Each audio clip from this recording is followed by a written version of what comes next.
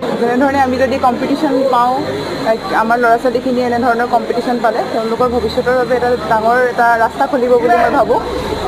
কাৰণ স্পৰ্টছটো একেবাৰে আমি নতুনকৈ দেখিবলৈ পাইছোঁ। আগতে আমি স্পৰ্টছৰ বিষয়ে ইমান ভালদৰে নাজানিছিলোঁ, কিন্তু যেতিয়াৰ পৰা আমাৰ ইয়াত কম্পিটিশ্যন হ'বলৈ লৈছে, আমাৰ অসমৰ ল'ৰা ছোৱালীয়ে তেতিয়াৰ পৰা অপৰচুনিটি পাবলৈ লৈছে, এটা ভাল অপৰচুনিটি পাইছে বুলি ভাবোঁ। বহুতো ল'ৰা ছোৱালীয়ে ইয়াত মেডেলো পাইছে আমাৰ অসমৰ, আৰু ইয়াৰ পৰা ইণ্টাৰনেশ্যনেল লেভেলত যিহেতু এইটো বাহিৰৰ ইণ্টাৰনেশ্যনেল প্লেয়াৰো আহিছে, ইয়াৰ পৰা এক্সপিৰিয়েঞ্চো বহুত বেছি হৈছে।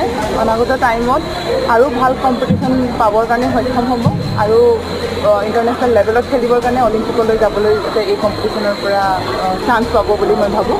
এইটো আমাৰ স্পৰ্টছ চেম্পিয়নশ্বিপৰ যোনটো আমাৰ এছ'চিয়েশ্যনক, তেওঁলোকক মই কংগ্ৰেচুলেট কৰিছোঁ। আমাৰ অসম গভৰ্ণমেণ্টক কংগ্ৰেচুলেট কৰিছোঁ, আৰু সকলো অসমবাসীক কংগ্ৰেচুলেট কৰিছোঁ যে আমাৰ অসমত এনেকুৱা এটা কম্পিটিশ্যন হৈছে, সেইটো আমাৰ কাৰণে এটা গৌৰৱৰ।